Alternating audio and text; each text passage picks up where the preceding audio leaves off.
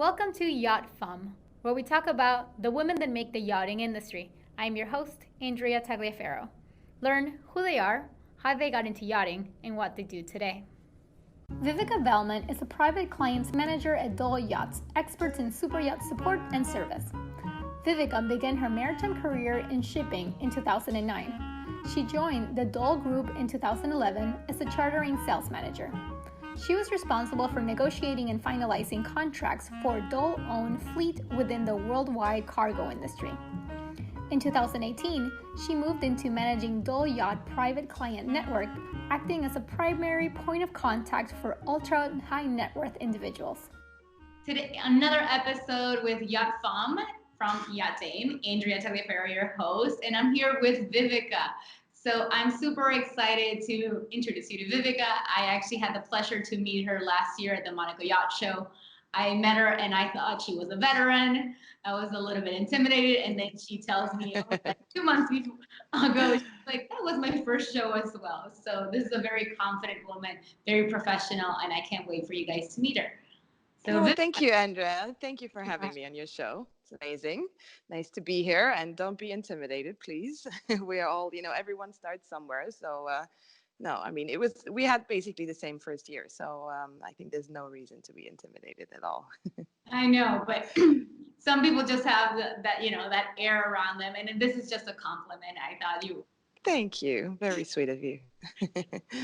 So let's start by learning a little bit about your background. So where are you from, and pretty much what do you do in the industry? So, you already mentioned my name. My name is Vivika Bellmann. I was actually born in Bremen, which is a city well known for the yachting industry due to its outstanding shipyards, really. As much as I love my origin, I was lucky enough to grow up in Mallorca, surrounded by an international culture. And now I work for Döhle Yachts in Hamburg, and this is an independent yacht management company. Yes, I remember you telling me your background. I thought that was very interesting. I said, how do you speak English so perfectly? And pretty much that's how she grew up. That's a very international background, very fitting for the yachting industry. As you all know, we are a mix and match of people from all over the world. That's right. Can you tell our audience, how did you get into the yachting industry? Even though it was your city very well known, you didn't grow up there. As you said, it was Mallorca instead. But so how did you end up here? Yeah, so basically, I moved to Mallorca when I was about 10 years old, and I went to an international school, made lots of great friendships out there. So my whole mindset, as you said, and my whole growing up was very international. So I came back to Germany when I was about 18, 19, and I had no idea what to do, to be honest. And how it all, starts out, a friend knows a friend who knows a friend. And suddenly I found myself back in shipping, and finished my degrees in shipping, actually, with the commercial project owner. And and then basically after working for them for about 5 years, I moved to Hamburg to work for the Döhle family. And I've been working for them for 10 years now. They're being known for one of the biggest commercial ship managers and owners. My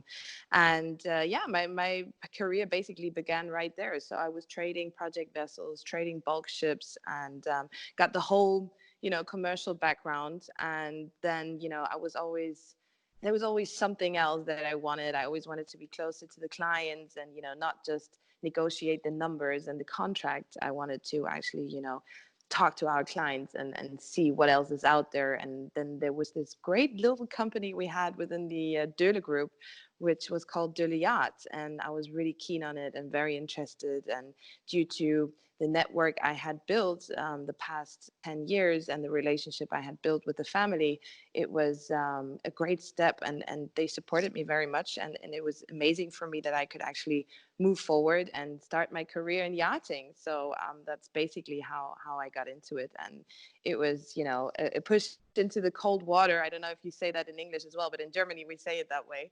And I had to start from scratch. And and here I am 1.5 years later, and it's very exciting still. Every day is something different in yachting. So I really appreciate that that they supported me this way and that I could start my new role, and it really fulfills me. So yeah, it's amazing. That's wonderful. I love that you, but if you hadn't been into the role, why did you want to move from the more commercial side to the yachting side? What was the allure there?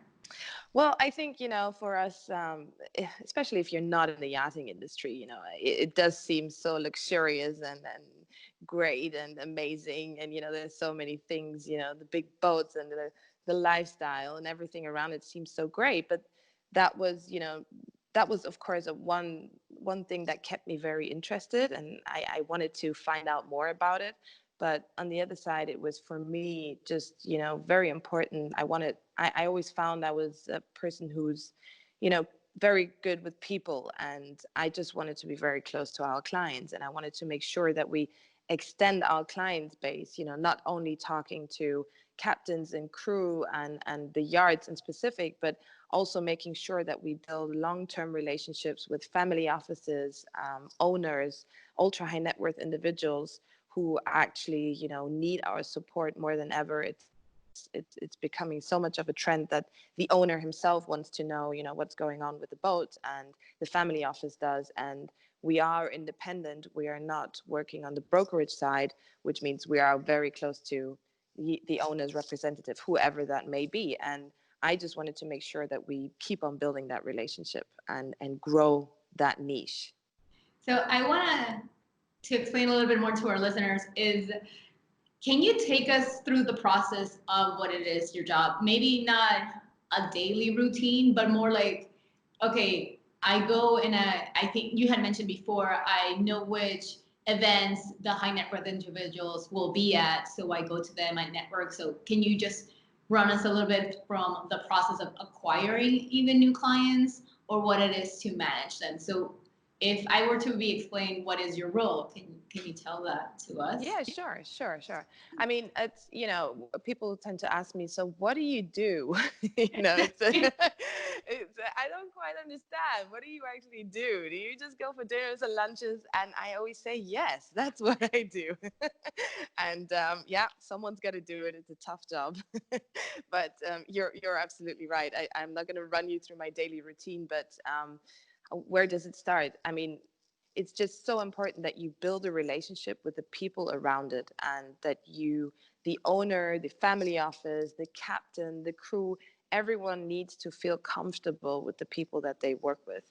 So my job basically is to meet these people and to make sure we don't only become, business colleagues, but or we don't only do business together in our best ways, but we also become friends, because you do trust friends and you want to be able to work with people who you trust, and you want to make sure you can pick up the phone anytime and you can say, Vivi, listen, what's going on with my boat? So that's basically what I'm trying to deliver, the message I'm trying to deliver out there. So I want anyone in the world out there to think, when they buy a boat, or they ask for a consultancy at their bank or their lawyer or their family office, and say, what are we going to do? Because now we're buying a boat. I want them to think, we have to call Vivi, because, we were out with her sometime, and, she's a good friend. We can trust her. She's reliable, resourceful, and we know that the whole Döhle Group behind it is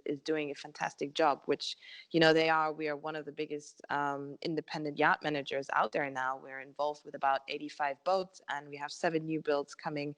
So it's growing, and we're getting bigger and bigger, and we still want to make sure to keep the quality just as right. So what do? I basically try and schedule my whole year around the clients, around the people who I should spend a lot of time with, which is new boat owners, yeah, as I said, banks, lawyers, because they are most of the time the people that the owner will call. He will call his lawyer and say, who can I seek for advice? Because I need to find out how and where to pay my VAT. What about my flag? What about my crew? How can I get my management right? What do I do when my new build comes out of my yard in half a year's time? So I want, everyone to know that we are right there, and they can trust us. And that's the most important thing. And we're not trying to take anything away from anyone. We're just trying to support the crew on board, the captain on board, and this is the message that we have to deliver and I want to deliver. And this is how my basically year looks. So I try and go to these events. Of course, the more you are in this industry, your network just gets bigger and bigger and bigger. So all of a sudden, you know, you get invites to places you've never been before, and you meet people you've never met before, and they again know someone else. And it's just a matter of keeping track, you know, and figuring out who are the best people to be around with and who are the best people to talk to. And yeah, that we're all a big friends family making business together. That's what I have to make sure of. Yeah, it is definitely takes. I remember you telling me that you're not at all the shows, but definitely someone in your team is representing and seeing what every show brings and bringing the right person to each of the events. And going into that, I do remember you telling me about your schedule, and you pretty much live out of a suitcase. Yeah. Is that true? How many events, for example, do you have in the scope for 2020? This year, I would say I'm definitely not attending all the shows. I'm not attending all the conferences because sometimes it's a very crew-orientated show. And my great colleague, Sally Aston, she's known in the industry for so many years. She knows every captain in the world, and she knows every crew member in the world. And, you know, she's so amazing with that. So it's more than enough if she covers her part, and I tend to stick to another part. So I think for this year, you know, you try to fix certain events, which are definitely, I mean, like Boat International event, beginning of February in Cortina, is something that I'm definitely attending. And then there's a few events coming out through the year in Fort Lauderdale, Miami, but all over the world. And then you have these in-between things which just come up through the year, you know, and you just get a phone call today and you got to be on a plane tomorrow, or you know, this week it's Monaco, and then suddenly, oh no, I'm going back to Switzerland. And then, you know, that just really comes. But I would say for the next year, I have more or less planned about fixed scheduled 15 to 20 events right now. Wow, that's a lot. Yeah. Well, I definitely think you did your first year how you have to do it. You never know what events will bring in the Exactly. I have recommended a lot of people to go to the Met show in Amsterdam, even if that is not their field. But I tell them, yeah, but the people that you want to connect with, if they are these people, they are there for those reasons. So you have to see is where the persons you want to connect to, not necessarily the product, because it's not the luxurious Monaco yacht show with all the yachts there. But if your interest is the industry or the shipyard builders, they will be there representing because that is their show in a sense.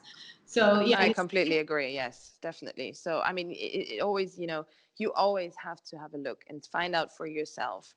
Is this the sort of crowd which, you know, I have to talk to, or my colleague has to talk to, or what is it all about? And once you've been there and you found out, you know, you can move forward and you can say, is this something I'm going to attend the next couple of years? And maybe you just give something a year a pause, and, you know, then you go again the year after because you feel it's developing. But at least you got a feel for it. I think that's the most important thing. no, so true. And even though social media is ramping up in the yachting industry at an enormous rate in the last 2 years, still when you want to see if a show or an event is worth your time and money, you don't get the exact answers of how is it benefiting you and your clients exactly. So there's no better way to actually get on the plane, do the investment at least for that year, and getting your own Exactly. views. So true. I want to, at least since you've been in the industry, how long has it been since for and we'll including the commercial side and the yachting side. So in the marine world, how long has it been for you? Well, I have actually started working. I finished my degrees in shipping. While, you know, there's a different concept in Germany where you can basically do this at the same time whilst you're working. So you can do your examinations and still be in the office. So I started when I was 18. Wow. And now I'm only 21. Joking. Yeah, so I think now it's been 13 years. Oh gosh, time's flying. So going into that, we've all seen so many drastic changes the industry has seen. It's definitely going through a disruption. Where do you see the industry in the next 5 years? Well, in the next 5 years, I think Well, it's a difficult question because I think, in one way, it's not a difficult question. It's a great question. Sorry, Andrea, it's not difficult, but I think, everyone has their own vision about where is something going in 5 years. So with the skills and determination within the industry, we can actually develop technology and best practice, which can help other sectors in the maritime world. And I think this is really, what we should look into for the next 5 years. How can we be better, and we all must start somewhere. And how can we all grow and make yachting industry and interesting also for, the younger money, as I would like to say. Everyone's very much into sharing cars, sharing bikes, the sharing community. And we just have to make yachting as environmental friendly as we can to, move forward in the right ways for the next 5 years, and not just talk about it, but actually make the change. And that's where my vision for yachting is in the next 5 years. So I hope that that's where it will actually go. Very interesting. Yeah. Definitely last year we saw so many talks in the majority of the symposiums talking about climate change, how technology has evolved in the build from the ship, the builder side, all the way to who are the kids or who are the new people that are taking on this new generation of yachting, and what are their interests, and not only what are their interests and what they accept of our industry, where are they? How do we reach them? Because this model of only targeting the people that inherit the boats is not really what has been, expanding to in the last years. So yes, what you're saying is really what we're seeing the whole industry worried and really trying to move into. How do we find these new people? How can we accommodate and keep our industry relevant? Okay, and to our last question, the one that I really wish someone had told me is, what advice would you give yourself if you were just starting your career in yachting? What would you tell little Vivika? Well, I think I would tell Vivika from 1.5 years ago that yachting is definitely different to anything you have ever experienced before. And enjoy the ride and trust your gut. That's very good. We have to trust ourselves. We do. Let's not hesitate and move into the new experiences. Definitely. Thank you so much for taking the time, Vivika. I know you're. Thank you, Andrea. We're very lucky to have you in one place. We look forward to sharing all your knowledge and the trajectory you've had with our other listeners. So thanks again. Thank you, Andrea. And I want to thank you for supporting all the women in this industry. I think it's a great idea. It's amazing what you're doing, and keep on going. And I hope a lot of women out there support you just as much as you support them. You definitely deserve it. It's a great idea what you're doing. So thank you so much for having me. Thank you. Thank you very much. Bye. All right. Bye. Thank you so much for listening to Yacht Femme. If you like what you heard, please like, subscribe, and comment. Your comment will help us reach a broader audience. And don't miss the next episode. Bye!